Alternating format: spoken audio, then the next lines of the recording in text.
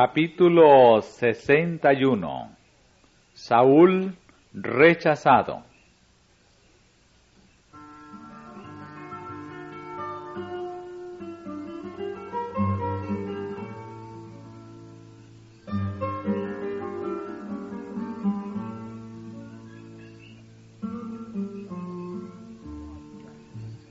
Saúl no había soportado la prueba de su fe en el lance dificultoso de Gilgal, y había deshonrado el servicio de Dios.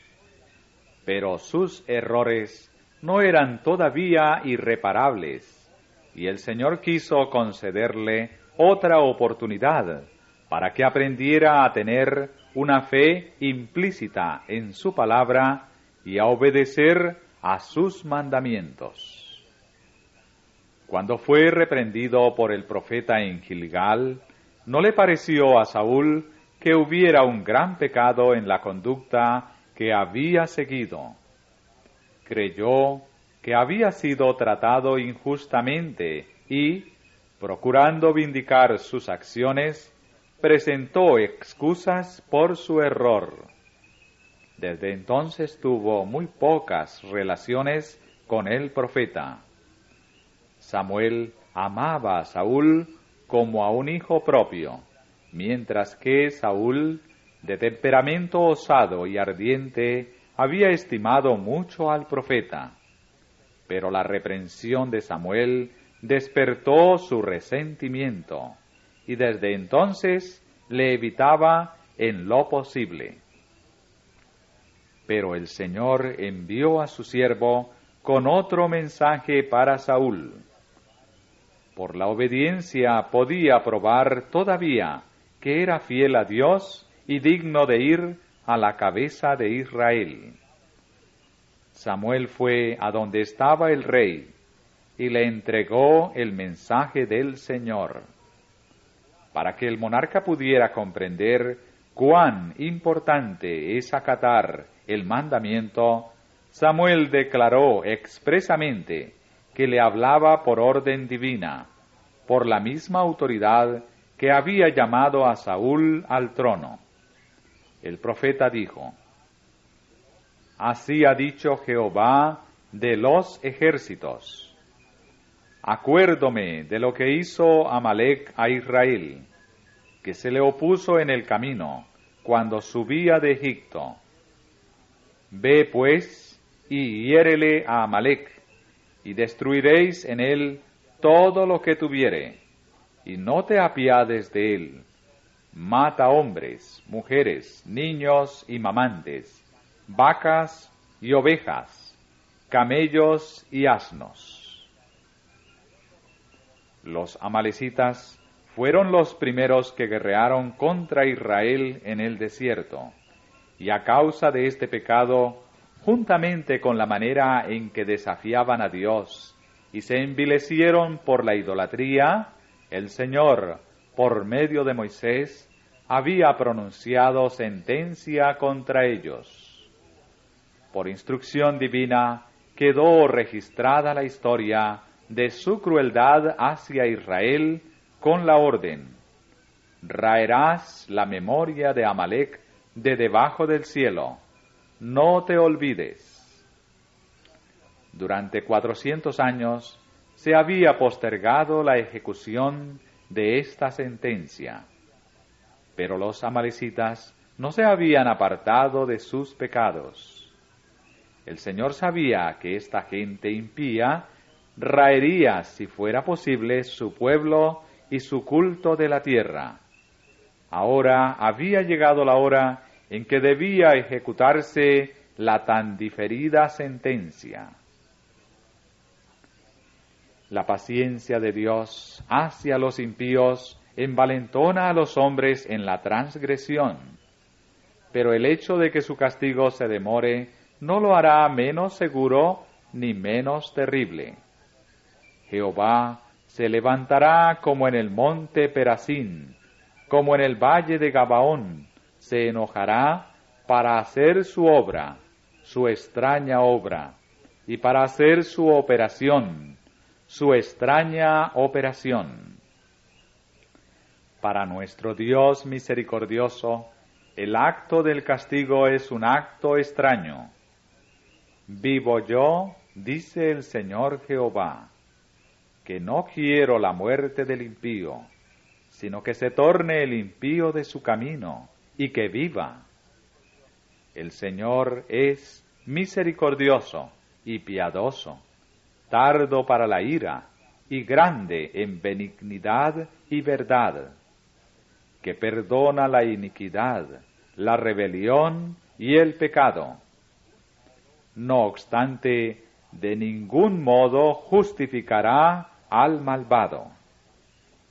Aunque no se deleita en la venganza, ejecutará su juicio contra los transgresores de su ley. Se ve forzado a ello para salvar a los habitantes de la tierra de la depravación y la ruina total. Para salvar a algunos, debe eliminar a los que se han empedernido en el pecado. Jehová es tardo para la ira y grande en poder, y no tendrá al culpado por inocente. Mediante terribles actos de justicia, vindicará la autoridad de su ley pisoteada. El mismo hecho de que le repugna ejecutar la justicia atestigua la enormidad de los pecados que exigen sus juicios y la severidad de la retribución que espera al transgresor.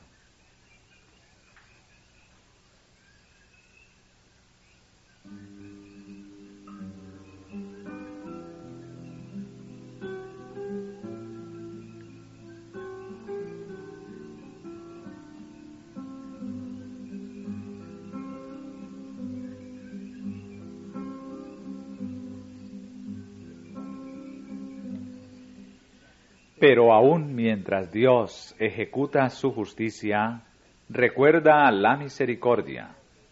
Los amalecitas debían ser destruidos, pero los cineos que moraban entre ellos se habían de salvar. Este pueblo, aunque no estaba enteramente libre de la idolatría, adoraba a Dios y manifestaba amistad hacia Israel. De esta tribu procedía el cuñado de Moisés, Obad, quien había acompañado a los israelitas en sus viajes por el desierto, y por su conocimiento del país les había prestado valiosos servicios.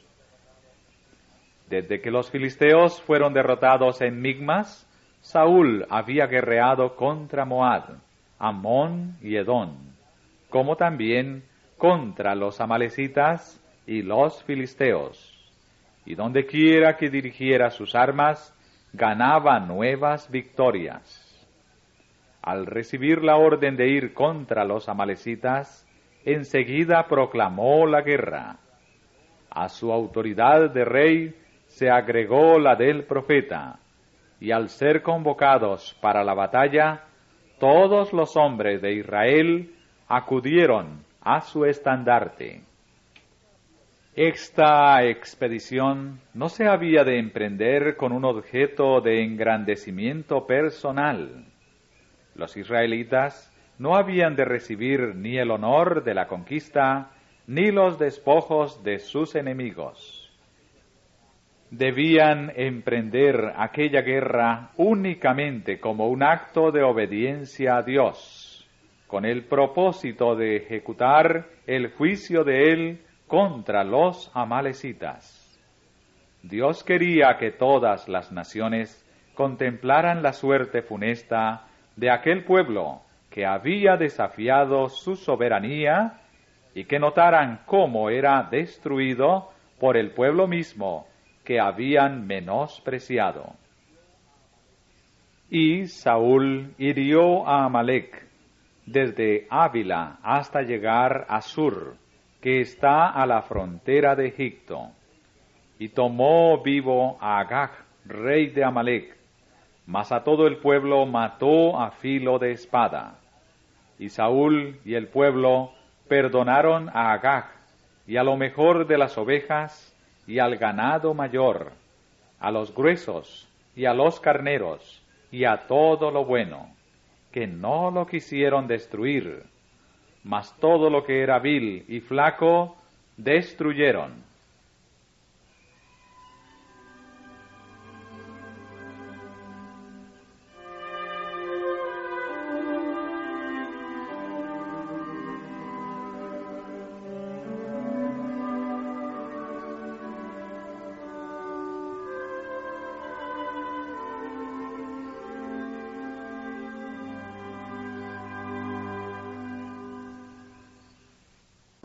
La victoria contra los amalecitas fue la más brillante que Saúl jamás ganara, y sirvió para reanimar el orgullo de su corazón, que era su mayor peligro.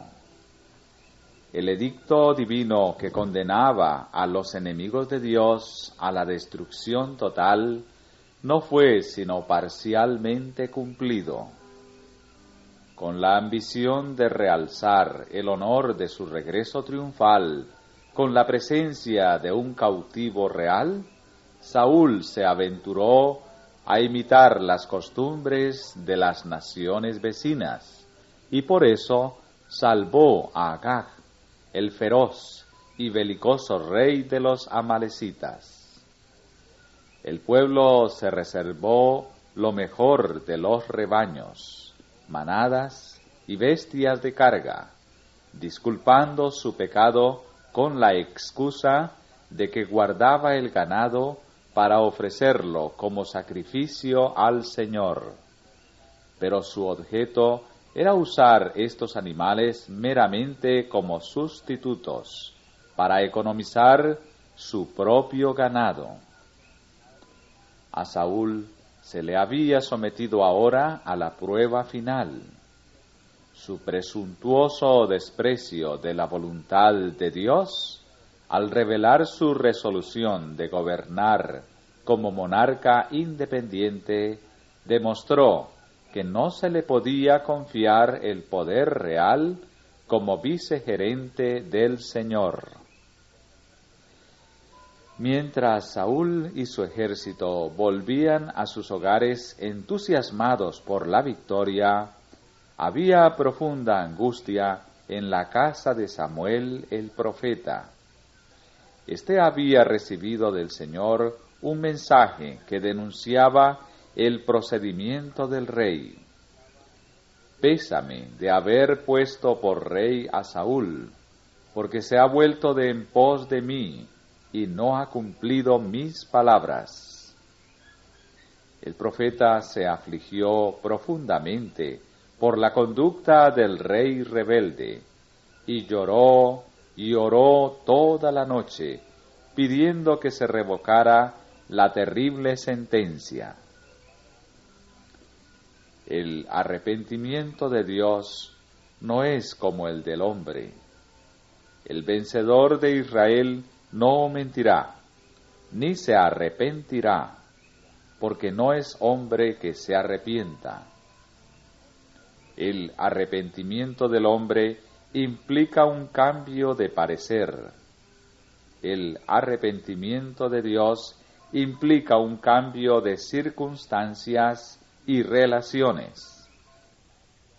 El hombre puede cambiar su relación hacia Dios al cumplir las condiciones que le devolverán el favor divino, o puede, por su propia acción, colocarse fuera de la condición favorecedora. Pero el Señor es el mismo ayer y hoy y por los siglos. La desobediencia de Saúl cambió su relación para con Dios, pero quedaron sin alteración las condiciones para ser aceptado por Dios. Los requerimientos de Dios seguían siendo los mismos, pues en Él no hay mudanza ni sombra de variación.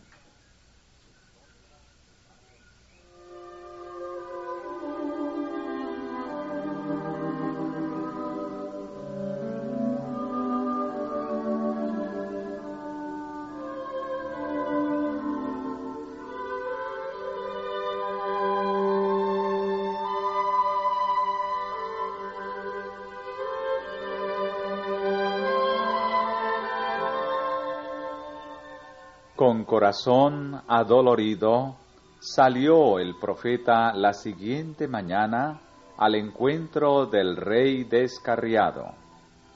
Samuel abrigaba la esperanza de que Saúl, al reflexionar, reconociera su pecado, y por el arrepentimiento y humillación fuese restaurado al favor divino.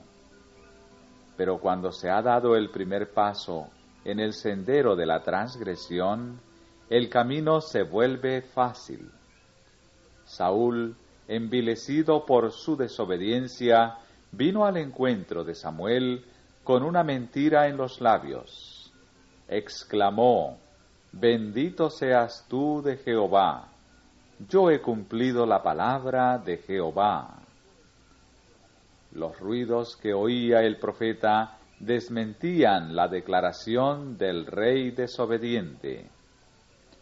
A la pregunta directa: «Pues qué balido de ganados y bramido de bueyes es este que yo oigo con mis oídos?», contestó Saúl: «De Amalec los han traído, porque el pueblo perdonó lo mejor de las ovejas y de las vacas, para sacrificarlas a Jehová tu Dios, pero lo demás lo destruimos».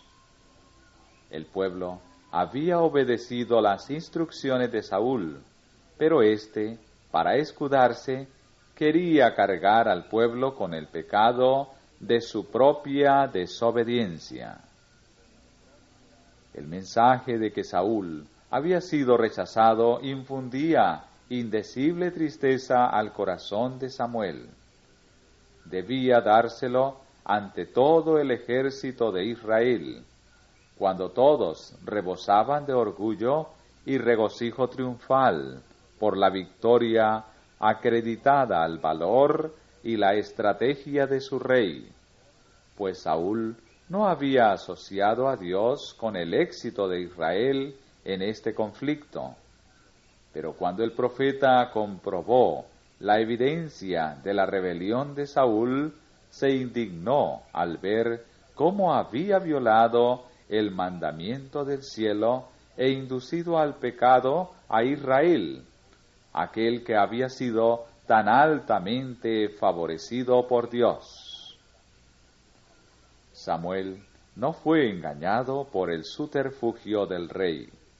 Con dolor e indignación declaró: «Déjame declararte lo que Jehová me ha dicho esta noche. Siendo tú pequeño en tus ojos, ¿no has sido hecho cabeza a las tribus de Israel, y Jehová te ha ungido por rey sobre Israel?» Le repitió el mandamiento del Señor con respecto a Amalec, y quiso saber por qué había desobedecido el rey.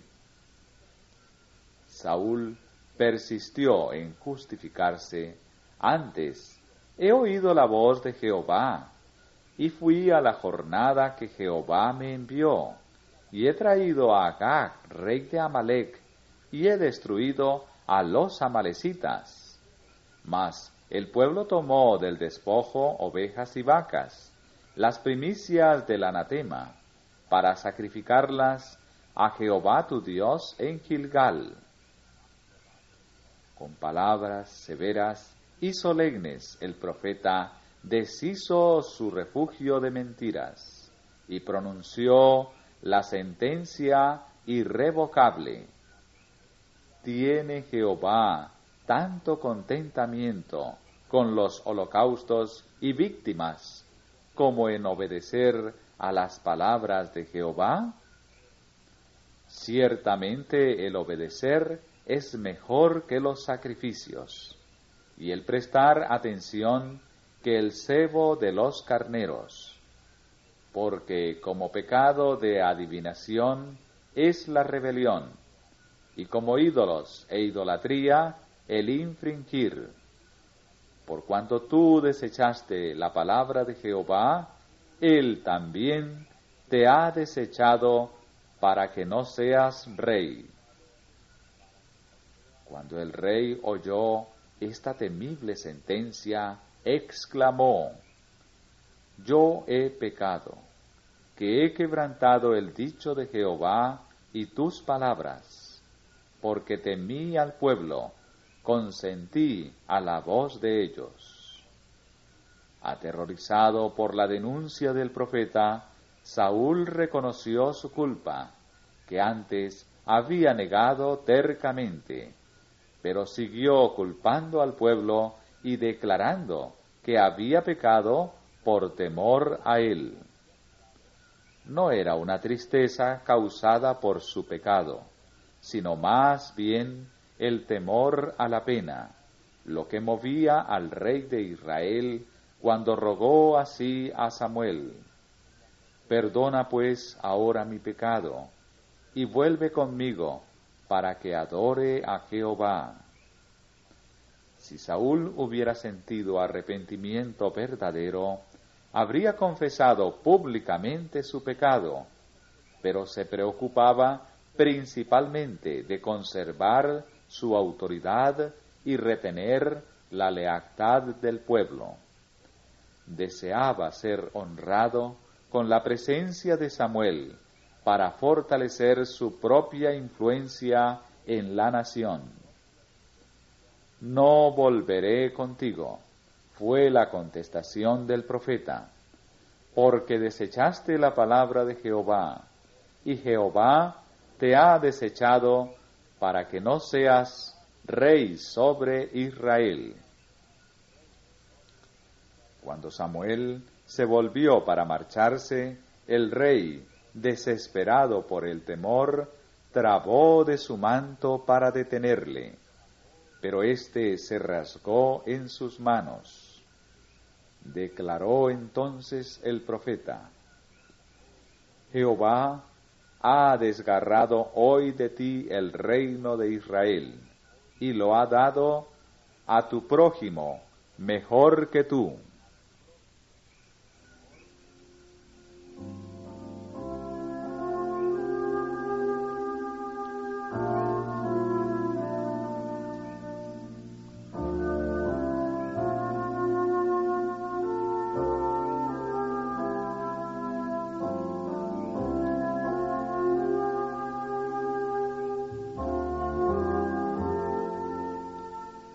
Saúl estaba más perturbado porque se veía enajenado de Samuel que por el desagrado de Dios.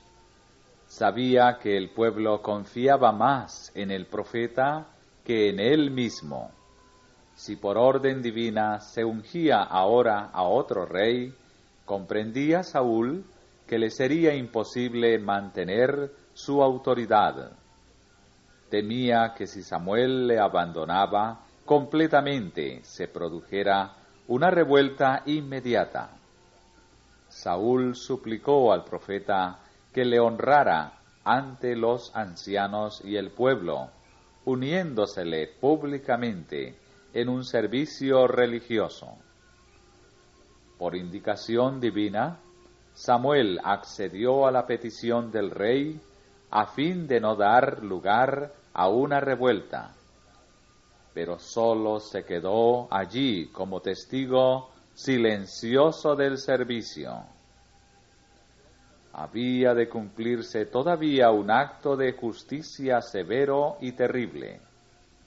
Samuel debía vindicar públicamente el honor de Dios y reprender la conducta de Saúl. Mandó que se trajera ante él al rey de los amalecitas. Agag era más culpable y más despiadado que todos los que habían perecido por la espada de Israel. Era hombre que había odiado al pueblo de Dios y procurado destruirlo por todos los medios a su alcance. Había ejercido la influencia más enérgica en favor de la idolatría. Vino a la orden del profeta, lisonjeándose de que el peligro de muerte había pasado. Samuel declaró: Como tu espada dejó las mujeres sin hijos, así tu madre será sin hijo entre las mujeres. Entonces Samuel cortó en pedazos a Agag delante de Jehová. Hecho esto, Samuel regresó a su casa en Rama, y Saúl regresó a la suya en Gabaa, y solo una vez volvieron a encontrarse el profeta y el rey. Cuando fue llamado al trono, Saúl tenía una opinión muy humilde de su propia capacidad y se dejaba instruir. Le faltaban conocimientos y experiencia y tenía graves defectos de carácter. Pero el Señor le concedió el Espíritu Santo para guiarle y ayudarle, y le colocó donde podía desarrollar las cualidades requeridas para ser soberano de Israel.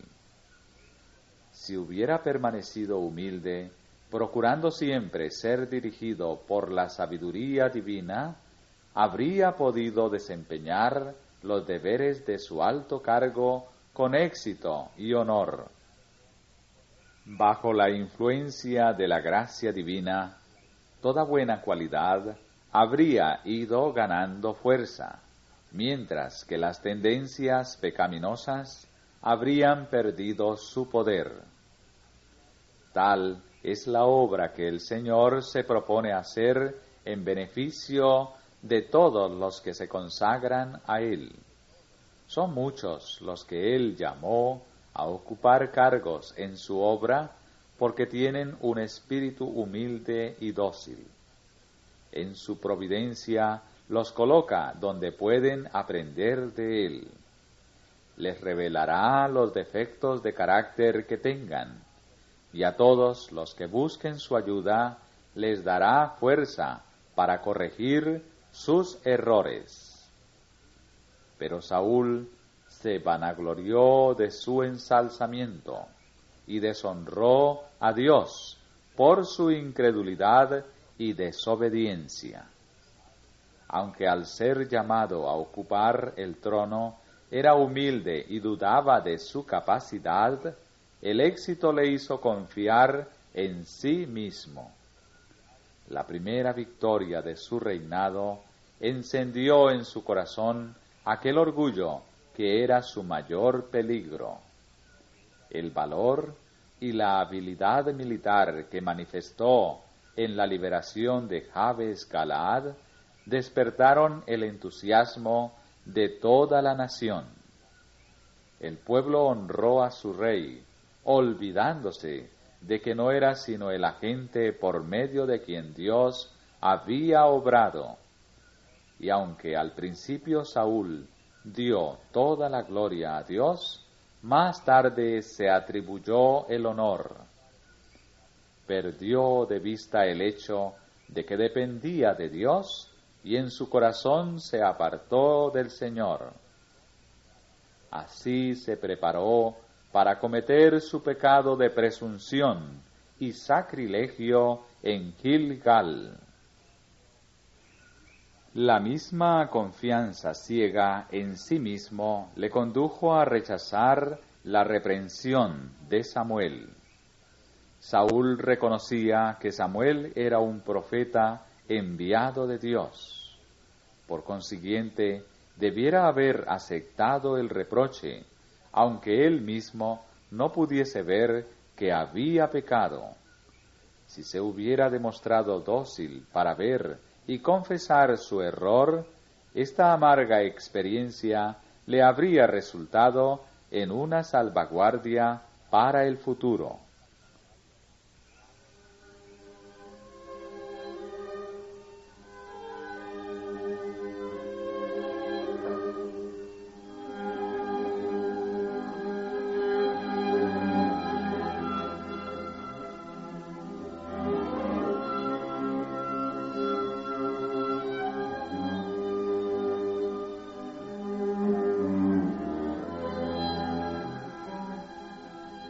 Si el Señor se hubiera separado enteramente de Saúl, no le habría hablado otra vez por medio de su profeta, ni le habría confiado una obra definida que hacer para que corrigiera sus errores pasados.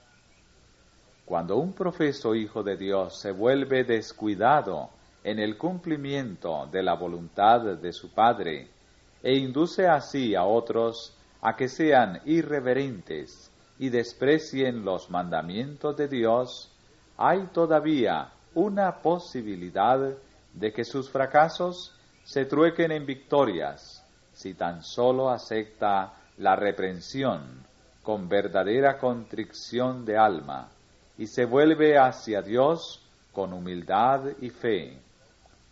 La humillación de la derrota resulta a menudo en una bendición al mostrarnos nuestra incapacidad para hacer la voluntad de Dios sin su ayuda. Cuando Saúl se desvió de la reprensión que le mandó el Espíritu Santo de Dios y persistió en justificarse obstinadamente, rechazó el único medio por el cual Dios podía obrar para salvarle de sí mismo. Se había separado voluntariamente de Dios. No podía recibir ayuda ni dirección de Dios antes de volver a Él mediante la confesión de su pecado. En Gilgal, Saúl había aparentado ser muy concienzudo cuando ante el ejército de Israel ofreció un sacrificio a Dios. Pero su piedad no era genuina. Un servicio religioso realizado en oposición directa al mandamiento de Dios sólo sirvió para debilitar las manos de Saúl y le colocó en una posición tal que no podía recibir la ayuda que Dios quería tanto otorgarle. En la expedición contra Amalec, Saúl creyó que había hecho cuanto era esencial entre todo lo que el Señor le había mandado. Pero al Señor no le agradó la obediencia parcial, ni quiso pasar por alto lo que se había descuidado por un motivo tan plausible. Dios no le ha dado al hombre la libertad de apartarse de sus mandamientos. El Señor había declarado a Israel: no haréis cada uno lo que le parece, sino guarda y escucha todas estas palabras que yo te mando. Al decidir sobre cualquier camino a seguir, no hemos de preguntarnos si es previsible que de él resultará algún daño, sino más bien si está de acuerdo con la voluntad de Dios. Hay camino que al hombre parece derecho, empero su fin son caminos de muerte. El obedecer es mejor que los sacrificios. Las ofrendas de los sacrificios no tenían en sí mismas valor alguno a los ojos de Dios. Estaban destinadas a expresar por parte del que las ofrecía arrepentimiento del pecado y fe en Cristo, y a prometer obediencia futura a la ley de Dios. Pero sin arrepentimiento, ni fe ni un corazón obediente, las ofrendas no tenían valor. Cuando, violando directamente el mandamiento de Dios, Saúl se propuso presentar en sacrificio lo que Dios había dispuesto que fuese destruido, despreció abiertamente la autoridad divina. El sacrificio hubiera sido un insulto para el cielo. No obstante, conocer el relato del pecado de Saúl y sus resultados, ¿cuántos siguen una conducta parecida? Mientras se niegan a creer y obedecer algún mandamiento del Señor, perseveran en ofrecer a Dios sus servicios religiosos formales. no responde el Espíritu de Dios a tal servicio. Por celosos que sean los hombres en su observancia de las ceremonias religiosas, el Señor no las puede aceptar si ellos persisten en violar deliberadamente uno de sus mandamientos. Como pecado de adivinación es la rebelión, y como ídolos e idolatría el infringir.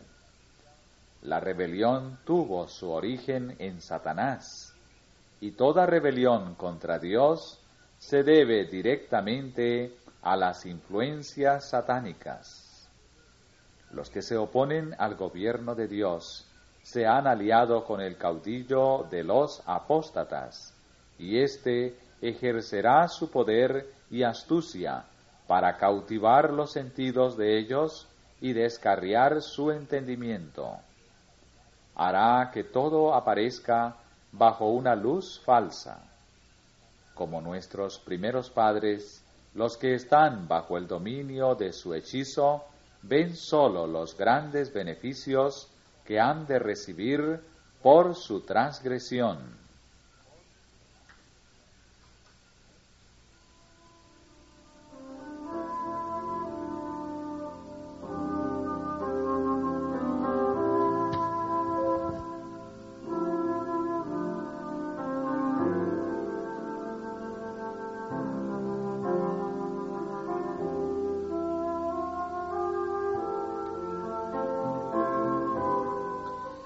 No puede darse mayor evidencia del poder engañador de Satanás que el hecho de que muchos que son dirigidos por él se engañan a sí mismos con la creencia de que están en el servicio de Dios. Cuando Coré, Datán y Abirán se rebelaron contra la autoridad de Moisés, creyeron que sólo se estaban oponiendo a un jefe humano, a un hombre como ellos mismos, y llegaron a creer que estaban realmente haciendo la voluntad de Dios. Pero al rechazar el instrumento escogido por Dios, rechazaron a Cristo e insultaron al Espíritu de Dios. Así, en los días de Cristo, los escribas y ancianos judíos que profesaban ser muy celosos por el honor de Dios, crucificaron a su Hijo. El mismo Espíritu existe todavía en los corazones de los que insisten en seguir su propia voluntad en oposición a la voluntad de Dios. Saúl había tenido pruebas abundantes de que Samuel era inspirado por Dios. Al atreverse a desobedecer el mandamiento que Dios le había dado por el profeta, obró contra los dictados de la razón y del sano juicio. Su presunción fatal debe atribuirse al hechizo satánico. Saúl había demostrado gran celo en el exterminio de la idolatría y de la hechicería. No obstante, en su desobediencia al mandamiento divino, había sido instigado por el mismo espíritu de oposición a Dios que animaba a los que practicaban la hechicería, y había sido tan realmente inspirado por Satanás como ellos. Y cuando fue reprendido por ello, sumó la obstinación a la rebelión. No podría haber hecho mayor insulto al Espíritu de Dios si se hubiera unido abiertamente con los idólatras. Pasar por alto los reproches y las advertencias de la palabra de Dios o de su Espíritu es un paso peligroso. Muchos, como Saúl, ceden a la tentación hasta que se ponen ciegos y no pueden ver el carácter verdadero del pecado. Se jactan de que tenían algún buen propósito en vista y que no han hecho ningún daño al apartarse de las instrucciones de Dios. Así desprecian el Espíritu de la gracia hasta que ya no oyen su voz, y Él los deja entregados a los engaños que han escogido. En Saúl Dios había dado a los israelitas un rey según el corazón de ellos, como dijo Samuel, cuando le fue confirmado el reino a Saúl en Gilgal. Ahora pues, ved aquí vuestro rey que habéis elegido, bien parecido, de estatura noble y de porte principesco, tenía una apariencia en un todo de acuerdo con el concepto que ellos tenían de la dignidad real.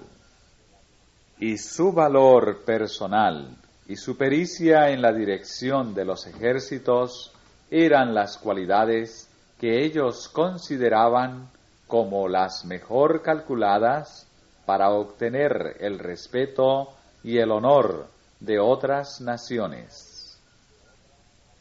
Les interesaba muy poco que su rey tuviera las cualidades superiores que eran las únicas capaces de habilitarle para gobernar con justicia y con equidad. No pidieron un hombre que tuviera verdadera nobleza de carácter y que amara y temiera a Dios. No buscaron el consejo de Dios acerca de las cualidades que su gobernante debía tener para que ellos pudieran conservar su carácter distintivo y santo como pueblo escogido del Señor. No buscaron el camino de Dios, sino el propio. Por lo tanto, Dios les dio un rey como lo querían, uno cuyo carácter reflejaba el de ellos mismos. El corazón de ellos no se sometía a Dios, y su rey tampoco era subyugado por la gracia divina. Bajo el gobierno de este rey iban a obtener la experiencia necesaria para que pudieran ver su error y volver a ser leales a Dios. Sin embargo, habiendo el Señor encargado a Saúl la responsabilidad del reino, no le abandonó ni le dejó solo. Hizo que el Espíritu Santo se posara en Saúl para que le revelara su propia debilidad y su necesidad de la gracia divina. Y si Saúl hubiera fiado en Dios, el Señor habría estado con él. Mientras la voluntad de Saúl fue dominada por la voluntad de Dios, mientras se dio a la disciplina de su espíritu, Dios pudo coronar sus esfuerzos de éxito. Pero cuando Saúl escogió obrar independientemente de Dios, el Señor no pudo ya ser su guía y se vio obligado a hacerle a un lado. Entonces llamó a su trono a un varón según su corazón, no a uno que no tuviera faltas en su carácter, sino a uno que, en vez de confiar en sí mismo, dependiera de Dios y sería guiado por su espíritu, que cuando pecara se sometiera a la reprensión y a la corrección.